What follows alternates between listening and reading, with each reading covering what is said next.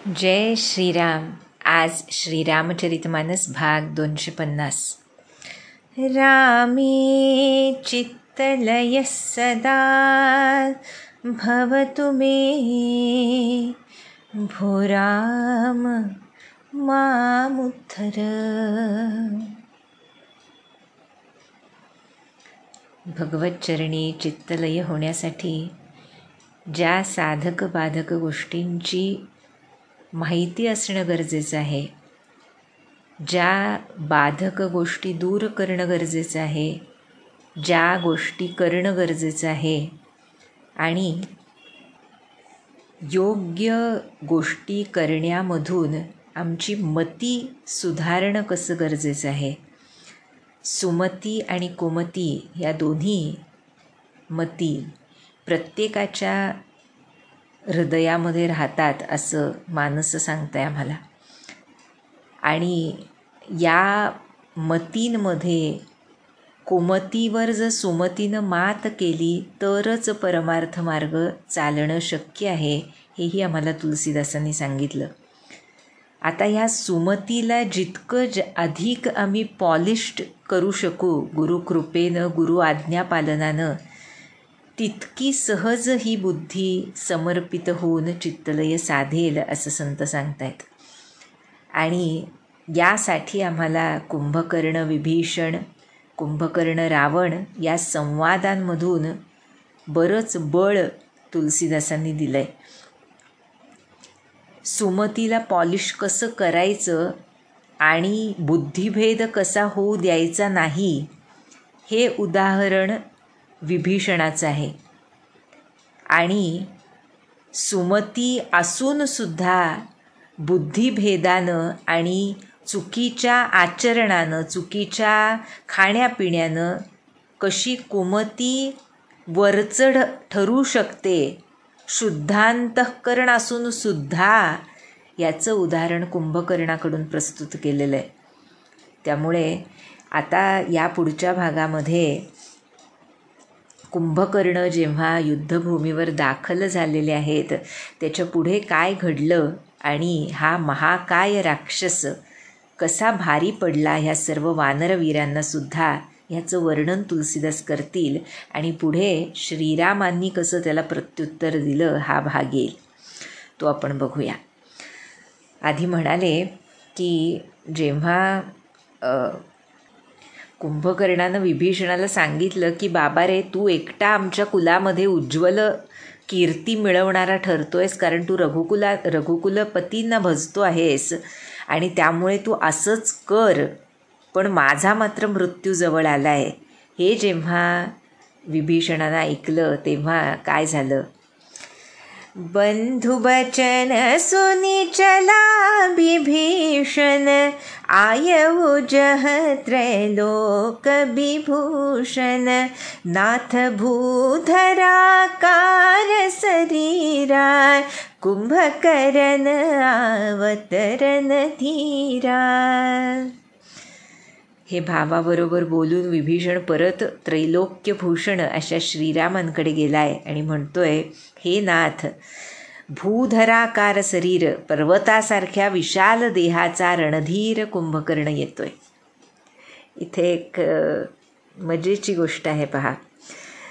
आमच्या हनुमंताचं वर्णन करताना जेव्हा जानकी मातेच्या मनामध्ये साशंकता आली त्याच्या शौर्याबद्दल, कारण त्यानं मातेसमोर लहान रूप धारण केलं होतं आणि त्यावेळेला मातेची शंका दूर करण्यासाठी, स्वतःचं बळ दाखवण्यासाठी हनुमंतांनी जेव्हा विशाल आकार धारण केला, तेव्हासुद्धा तुलसीदासांनी हाच शब्द प्रयोग केला आहे, कनकभूधराकार शरीरा, नाही का.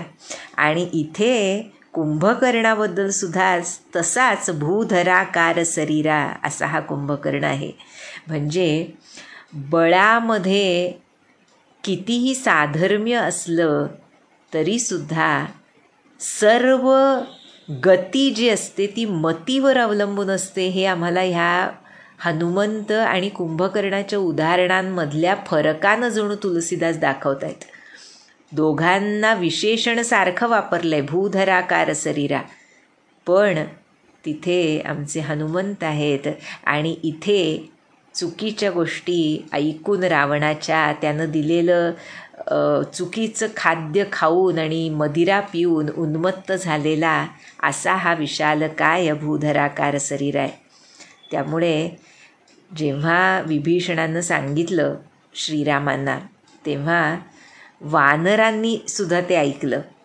त्यामुळे इतना कपिन सुना जब काना किलकिलाई थाई बलवाना लिए उठाई बिटप अरुभूधर कटकटाई डारही ताऊ पर कोटि कोटि गिरि शिखर प्रहारा करही भालू कपि एक एक बारा मुर्यो न मनु तनु टर्यो न टार्यो जिमि गज अर्क फलनी को मार्यो.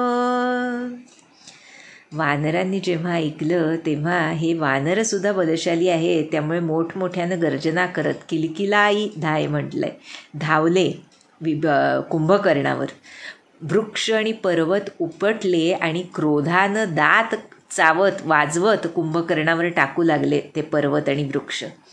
आणि एकाच वेळी कोट्यवधी पर्वत शिखरांनी त्याच्यावर प्रहार करतायत ही अस्वल आणि वानरं. पण असा आहे तो कुंभकर्ण विशाल देही की जराही विचलित झाला नाही की त्याचं शरीर हललं सुद्धा नाही त्या पर्वत शिखरांनी. तुलसीदास म्हणताय ज्याप्रमाणे रुईच्या झाडाची फळं मारली कापसाच्या झाडाची तर हत्तीवर काही परिणाम होईल का, तसा ह्या कुंभकर्णाच्या शरीरावर त्या पर्वत शिखरांचा काही परिणाम होत नाही आहे. आणि मग आमचे मारुतसुत पुढे आलेत.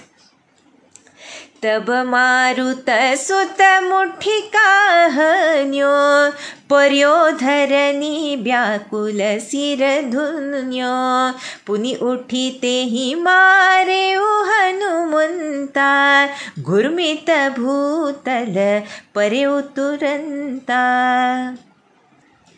पुनि नल नीलहि अवनि पछारेसी जहतः पटकी पटकी भट डारेसी चली बली मुख से न पराई अति भय त्रसितन को समुहाई अंगदादि कपि मूर्छित करि समेत सुग्रीव काख दाबी कपिराज कहूँ चला अमित बलसीव.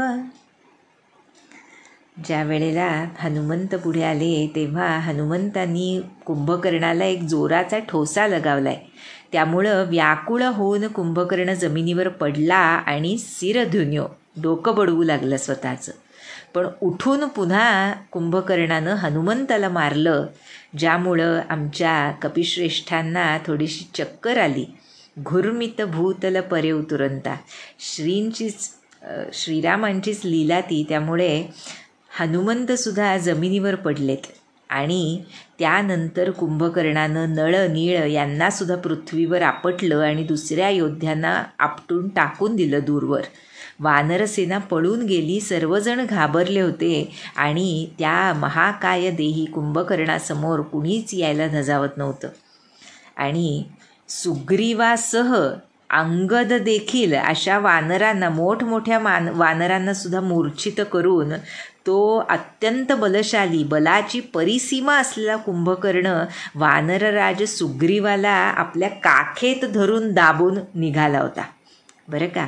आणि हे सर्व दृश्य बघून आमचे उमापती म्हणतायत, उमा करत रघुपती नरलीला खेलत गरुड जिमी अहिगन मीला भ्रुकुटी भंग जो काल ही खाई ताही की सोहई ऐसी लराई. शिवजी म्हणतायत, हे उमा, सापांच्या समूहामध्ये झुंडीमध्ये गरुड जसा खेळत असतो त्याप्रमाणे माझे रघुनाथ नरलीला करतायत. जे एका आपल्या भुवईच्या इशाऱ्यावर काळाला सुद्धा खाऊन टाकतात, त्यांना अशी लढाई शोभून दिसते का? ताही की सोहई ऐसी लढाई. काय सुंदर वर्णन केलं आहे पहा तुलसीदासांनी. शिवभगवानांना कसं असतं ना, भक्त जो असतो त्याला आपल्या आराध्याच्या बळावर, त्याच्या त्या अपरिमित सामर्थ्यावर, त्याच्या त्या अलौकिकतेवर असा दृढ विश्वास असतो की लौकिकातली त्यांनी केलेली कोणतीही गोष्ट त्यांच्यासाठी लीला असते, खेळ असतो.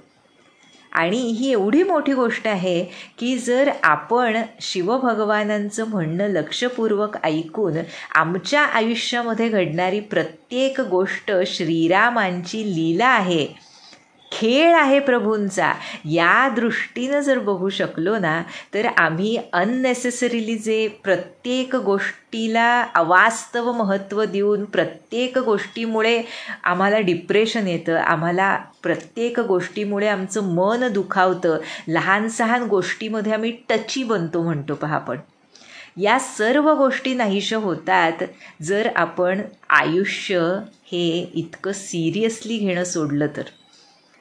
खरं तर संत आम्हाला सांगतात, जे नाम ज्यानं तुम्ही हा भवसमुद्र तरून जाणार आहात ते तुम्ही सिरियसली घेत नाही, आणि जी गोष्ट भगवंताचा खेळ आहे ती गोष्ट तुम्ही इतक्या सिरियसली घेता, त्यातून त्या सिरियसनेसमधून काही सोल्युशन मिळतं का? तर तेही नाही. केवळ मनस्ताप हाच त्याचा रिझल्ट असतो. एक फिलॉसॉफर आहे, तो म्हणतो की काही काळजी करू नका, कसलीही व्यग्रता चिंता करू नका, कुणीही इथून जिवंत गेलेला नाही. म्हणजे प्रत्येकालाच मरायचं आहे, त्यामुळे तो दिवस, त्या मुक्तीचा दिवस लक्षात ठेवा. आणि आता देहात आहात म्हणून तुम्ही त्या ज्या गोष्टी तुमच्या वाट्याला आलेल्या आहेत त्या सहजपणे स्वीकारा आणि सहन करा. कारण तसाही सहन करण्याशिवाय पर्याय नाही ना. मग सहन आनंदानं किंवा ती भगवत लीला समजून त्यांच्या अनुसंधानात का करू नये म्हणतात आमचे महाराज. जर अनुसंधान टिकलं, जर नामस्मरण टिकलं, तर निश्चितपणे तुम्ही मनापासून सहजपणे विलग होता, देहापासून विलग होता, आणि ते भोगणं सोपं जातं. त्यामुळे इथे आम्हाला शिवभगवानांनी एक वाक्य, शिवभगवानांचं वाक्य आहे ते, त्यामुळे ते खूप चिंतनयोग्य असं वाक्य आहे.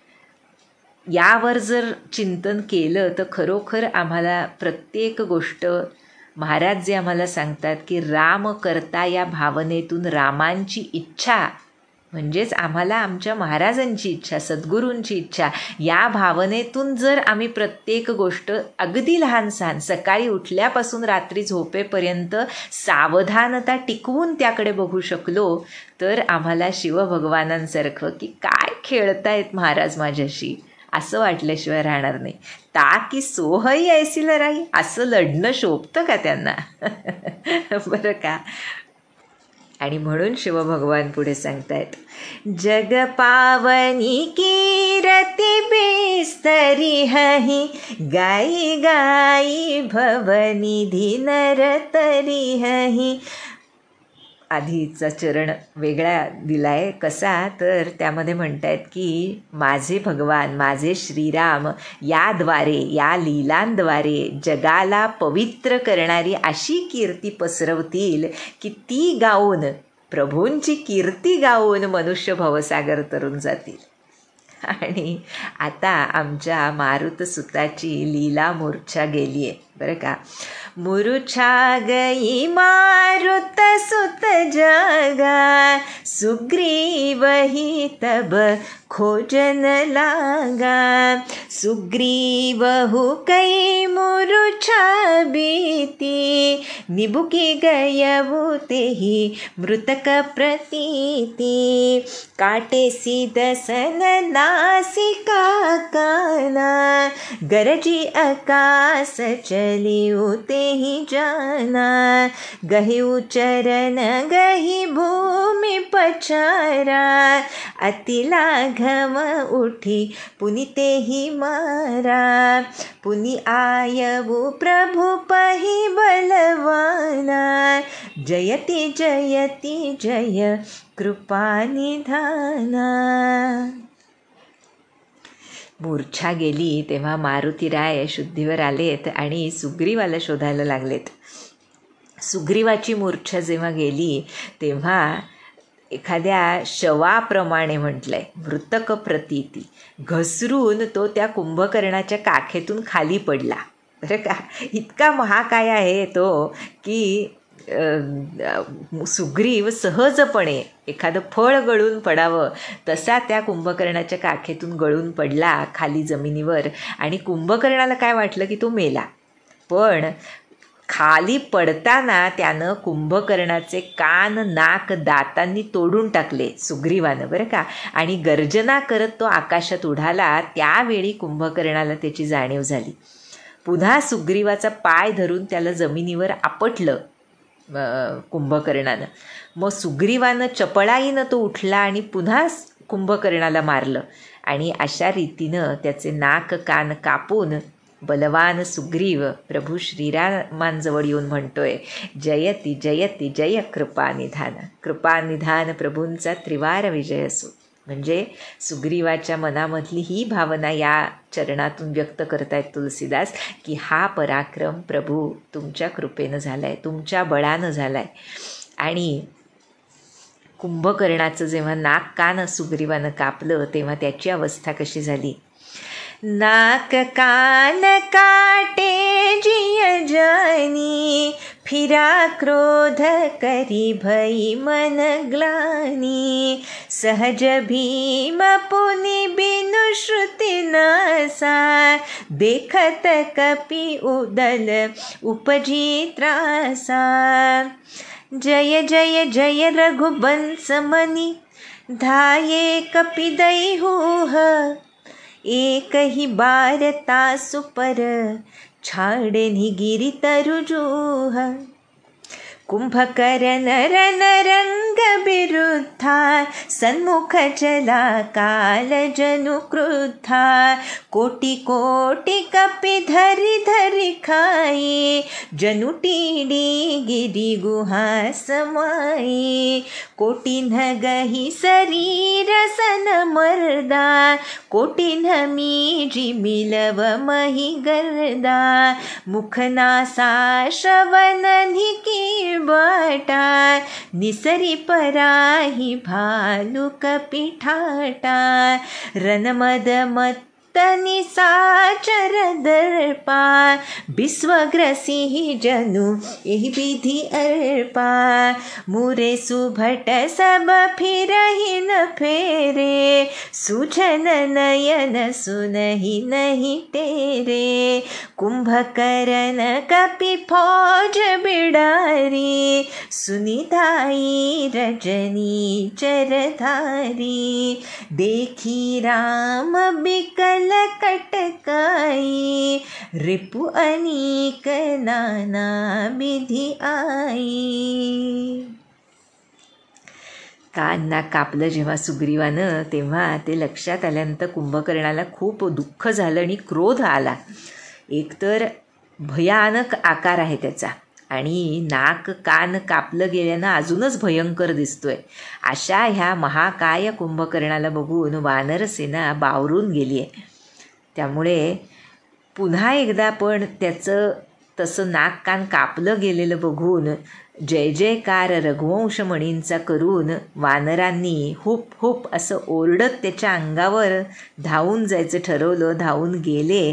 सर्वांनी त्याच्यावर पर्वत आणि वृक्ष समूह टाकलेत.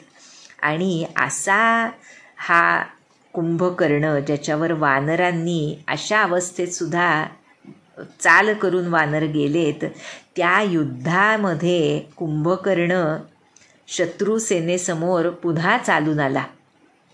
जणू क्रोधित काळ चालत येत असावा तसा तो दिसत होता. कोट्याधी वानरांना म्हटलंय एका वेळी पकडून तो खाऊ लागलाय. आणि जशा पर्वताची गुहा असावी आणि त्यामध्ये टोळांच्या धाडी शिराव्यात, आतमध्ये घुसाव्यात, तसे ते वानर बिचारे कुंभकर्णाच्या तोंडामध्ये सामावू लागले. कोट्यवधी वानरांना पकडून त्यांचं मर्दन करून टाकलंय. अनेक वानरांना हातांनी मारून, कुस्करून सारखं म्हटलंय, मिलवही मही गर्दा, धुळीला मिळवलं. अनेक अस्वल वानरं त्याच्या पोटात गेलेली त्याच्याच विविध द्वारांमधून, शरीराच्या द्वारांमधून, तोंडातून, नाकातून, कानातून पुन्हा बाहेर पडून पळू लागली, बरं का. आणि या युद्धाच्या दशेमध्ये उन्मत्त झालेला राक्षस हा कुंभकर्ण असा दर्पयुक्त झालाय, असा गर्विष्ठ झालाय की विधात्यानं त्याला जणू सबंध विश्व अर्पण केलंय आणि ते त्याला खाऊन टाकण्यासाठी सांगितलंय, तसा त्याचा आवेश आहे म्हटलंय. सर्व योद्धे पळून गेले, तरीसुद्धा काही योद्धे तिथेच लढत राहिलेत. पण त्यांच्या डोळ्यांना काही दिसत नव्हतं की हाक मारली तरी ऐकून येत नव्हतं. असा युद्धाचा प्रसंग दोन्ही पक्षांवर ओढवलेला आहे. आणि जेव्हा राक्षस सेनेनं बघितलं की वानरसेना विखुरली गेली आहे कुंभकर्णाच्या पराक्रमानं, तेव्हा राक्षस सेनाही धावून गेली. आणि अशी ही रणदुंदुभी माजलेली असल्यानं श्रीरामांनी ते बघितलं त्यांनी की आपली सेना व्याकुळ झाली आहे युद्धानं आणि विविध प्रकारच्या सेना चाल करून येत आहेत शत्रूच्या. तेव्हा काय केलं त्यांनी, सुनु सुग्रीव विभीषण अनुज संभारे हुसैन, मैं देखऊं खल बल दलही, बोले राजीव नयन.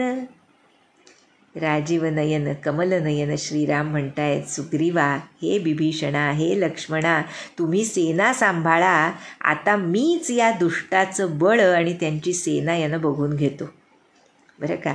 आणि कसे निघालेत आमचे श्रीराम, कर सारंग साजी कटिबथा, अरिदल दलन चले रघुनाथा, प्रथम कीनी प्रभु धनुष टंकोरा, रिपुदल बधिर भयउ सुनि सोरा, सत्यसंध छाड़े सरल छा, काल सर्प जनु चले सपच्छा, जह तह चले विपुल नाराचा, लगे कटन भट बिकट पिसाचा. लक्ष्मण, विभीषण, सुग्रीवाला सेना सांभाळायला सांगून आमचे श्रीराम निघालेत. कसे, हातात शारंग धनुष्य आहे, कमरेला भाता सज्ज केलेले रघुनाथ शत्रुसेनेचं निर्दालन करायला बाहेर पडलेत. धनुष्याचा टणत्कार केलाय प्रथम. तो केवळ प्रभूंच्या धनुष्याचा टणत्कार ऐकूनच शत्रुसेना जणू बहिरी झाली. आणि मग सत्यसंध श्रीरामांनी एका वेळी 1,00,000 बाण सोडले म्हटलंय. ते बाण कसे सुटले, जणू पंख असलेले काल सर्प सुटले असावेत, तसे जिकडे तिकडे अनेक बाण श्रीरामांनी सोडलेत आणि त्यानं ते भयंकर राक्षसवीर कापले जाऊ लागले. आता त्या भयंकर युद्धाचं वर्णन करत आहेत तुलसीदास. कटहि चरण उरसिर भुज दंडा, बहुत कबीर होहि सतखंडा, घुर्मी घुर्मी घायल मही परही, उठी संभारी सुभट पुनिल रही, लागत बाण जलद जिमि गजही, बहुतक देखी कठिन सर भाजही, रुंड प्रचंड मुंड बिनु धावही, धरु धरु मारु मारु धुनि गावही, छन महु प्रभु के सायकहि, काटे बिकट पिसाच, पुनि रघुबीर निशंग महु, प्रविसे सब नाराज. अनेक वीर त्यांचे असंख्य तुकडे होत होते त्या बाणांनी रघुवीरांच्या. घायाळ होत होते, जमिनीवर पडत होते. अनेक श्रेष्ठ राक्षसवीर पुन्हा उठून लढायला लागायचे, पण बाण लागताच मोठमोठ्यानं जणू ढगांचा गडगडाट व्हावा तसे ते मोठ्यानं ओरडायचे. पाय, छाती, डोकी, भुजदंड कापले जात होते. तीक्ष्ण बाण रघुनाथांचे बघून अनेक राक्षसवीर पळूनच गेले. शिरं तुटलेली प्रचंड धडच धावत होती आणि पकडा मारा असा सगळीकडे ओरडा सुरू होता. प्रभूंच्या बाणांनी एका क्षणामध्ये त्या भयंकर राक्षसांना कापून काढलं आणि मग प्रभूंचे सर्व बाण परत येऊन रघुनाथांच्या भात्यात बसले. बरं का, काय सुंदर वर्णन आहे पहा. पुनी रघुबीर निशंग महु प्रबिसे सबनाराचा. आणि हे जेव्हा कुंभकर्णानं बघितलं, कुंभकर्ण मन दीख बिचारी, हती छन माझ निसाचर धारी, भा अति क्रुद्ध महाबलबीरा, कियो मृगनायक नाद गंभीरा, कोपी मही धरले उपारी, डारई जह मरकट भट भारी, आवत देखी सैल प्रभु भारे, सरनी काटी रज समकरी डारे, पुनि धनु तानि कोपी रघुनायक, छाड़े अति कराल बहुसायक, तनु महु प्रबिसिनि सरि सर जाही,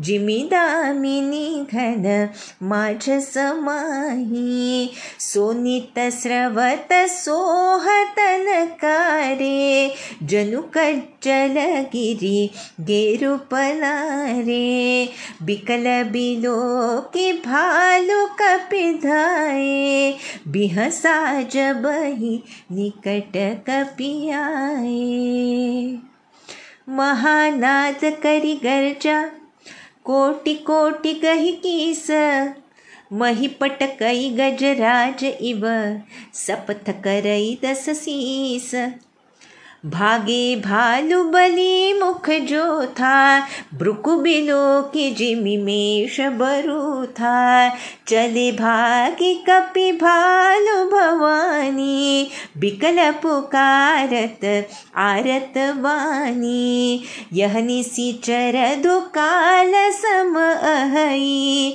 कपिकुल देश परन अब चहई, कृपा बारी धर राम खरारी, पाही पाही प्रणतार तिहारी. कुंभकर्ण विचार करतोय, श्रीरामांनी तर एका क्षणामध्ये राक्षस सेनेचा संहार केला.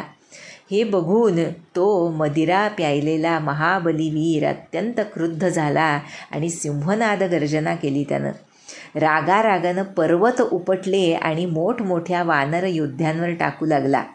पण प्रभूंनी ते पर्वत आपल्या बाणांनी तोडून धुळीसारखे चक्काचूर करून टाकले. आणि मग रघुनाथांनी क्रोधित होऊन धनुष्यानं अनेक बाण सोडले, जे बाण कुंभकर्णाच्या शरीरात घुसून पुढून घुसत होते आणि पाठीतून बाहेर पडत होते, पण त्याला त्याची जाणीवसुद्धा होत नव्हती.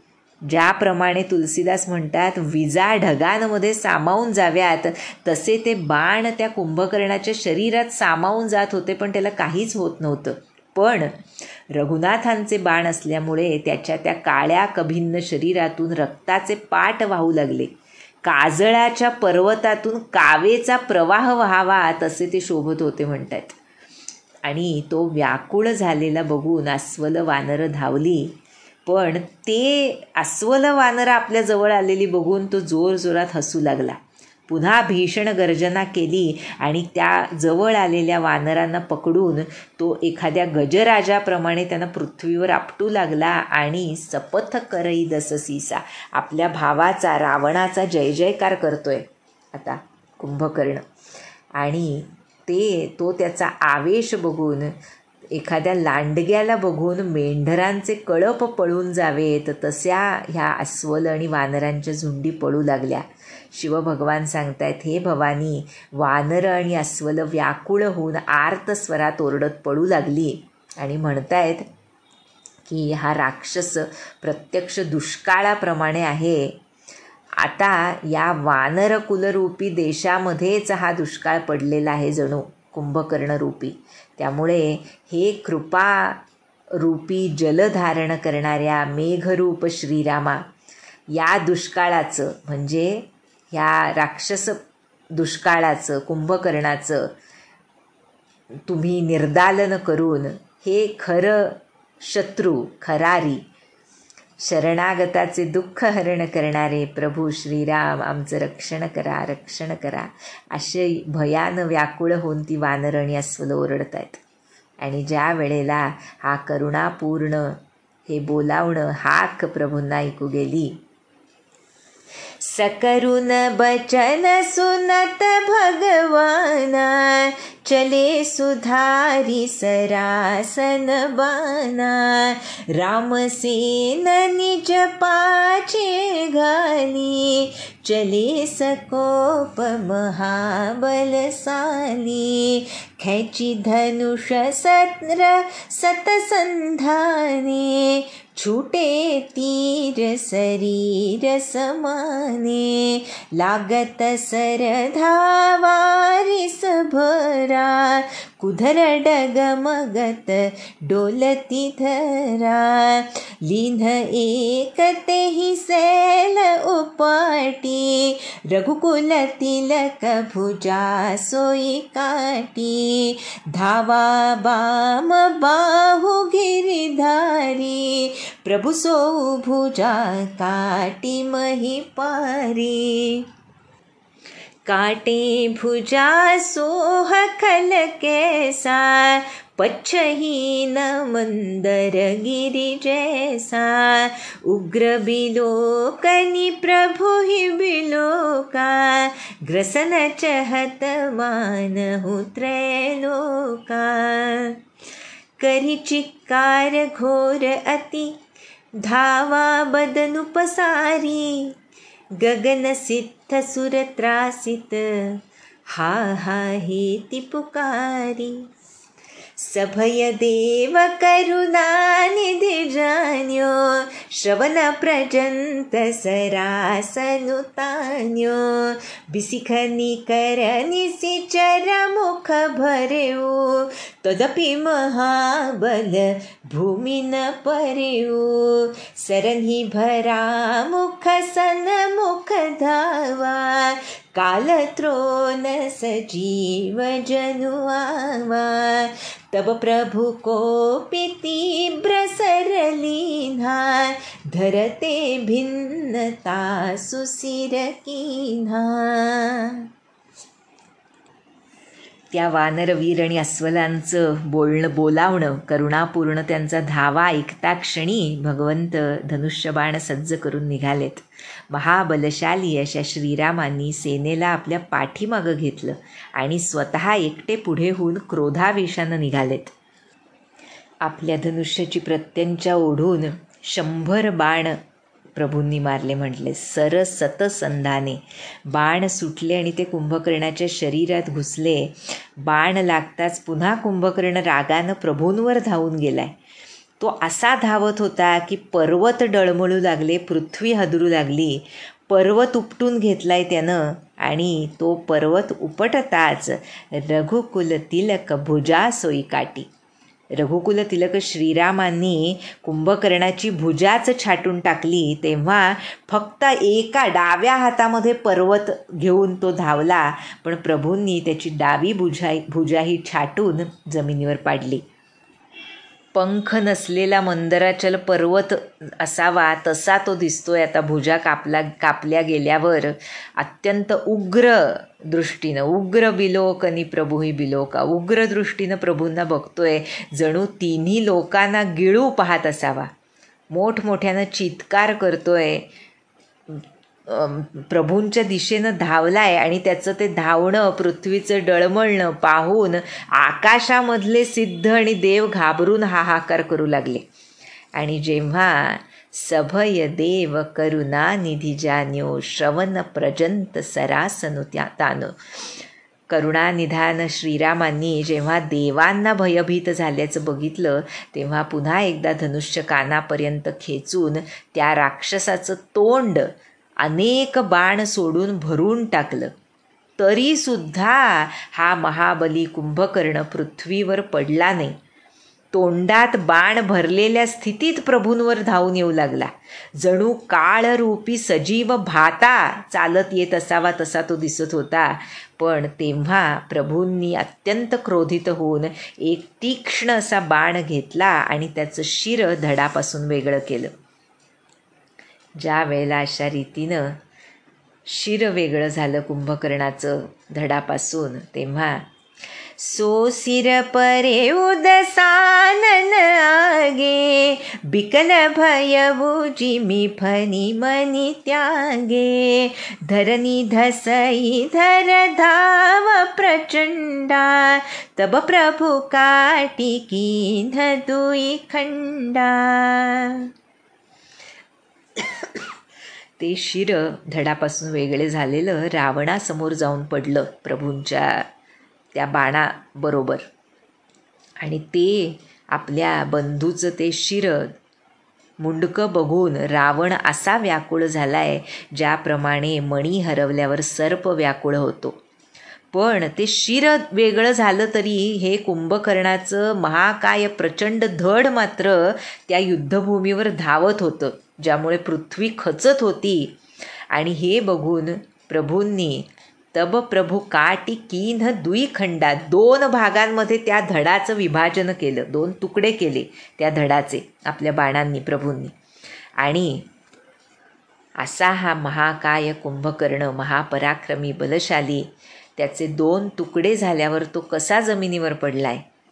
परे भूमी जिमी नभते भूधर, हेठ दाबी कपी भालुनी साचर, तासु तेज प्रभु बदन समाना, सुरमुनी सबही अचंभव माना.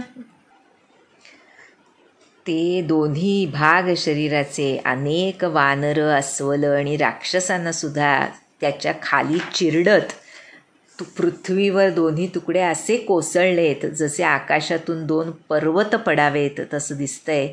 पण कुंभकर्णाचं तेज मात्र श्रीरामचंद्रांमध्ये सामावून गेलं. प्रत्यक्ष प्रभूंकडून मृत्यू मिळाला पहा त्याला. आणि हे बघून म्हटलंय देव आणि मोठमोठे मुनी सर्वांनाच आश्चर्य वाटलं बरं का. आणि देव आता आनंद व्यक्त करतायत. सुरदुंदुभी बजावही हर्षहि, स्तुति करहि सुमन बहु बरषहि, करि बिनती सुर सकल सिधाये, तेहि समय देव ऋषी आये. देवांनी नगारे वाजवत आनंदानं स्तुती केली प्रभूंची, फुलं उधळली. आणि श्रीरामांचा निरोप घेऊन जेव्हा देव निघून गेले त्यावेळी कोण आले तिथे, तर आमचे देवर्षी नारद तिथे उपस्थित झालेत आणि आता ते प्रभूंची स्तुती करतायत.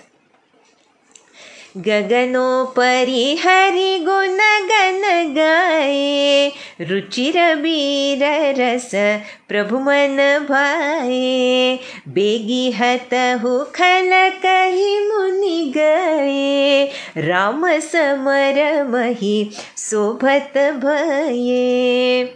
संग्राम भूमि बिराज रघुपति, अतुल बल कौशल धनी, श्रम बिंदु मुख राजीव लोचन, अरुण तन सोनित कनी, भुज जुगल फेरत सरसरासन, भालु कपि चहु दिसि बने, कह दास तुलसी कहि न सक छवि, शेष जेहि आनन घने.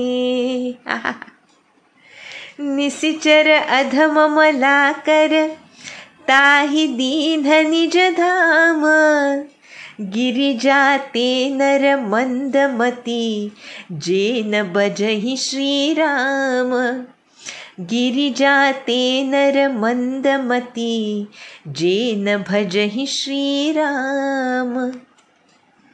देवर्षी नारदांनी आकाशामधूनच आपल्या श्रीहरींची अत्यंत सुंदर वीर रसयुक्त जे गुणसमूह आहेत त्यांचं गायन केलं आणि म्हणतायत प्रभू मन भाये, अत्यंत रुचिर वीर रसयुक्त असं ते स्तवन प्रभूंना खूप आवडलं। आणि जाताना नारद मुनी आमचे सांगून गेले, आता दुष्ट रावणाला त्वरित मारा। आणि अशा रीतीनं प्रभू रणभूमीवर येऊन उभे ठाकलेत। अत्यंत शोभिवंत दिसत आहेत श्रीराम त्या रणांगणावर। अतुलनीय बलाचे स्वामी कोसलाधीश श्री रघुनाथ रणभूमीवर विराजमान झालेत। मुखावर श्रमबिंदू म्हटलंय, घर्मबिंदू घामाचे थेंब होते, कमळासारखे काहीसा लालिमा असलेले त्यांचे नेत्र आहेत। शरीरावर रक्ताचे कण दिसत आहेत आणि दोन्ही हातांनी ते धनुष्यबाण फिरवतायत।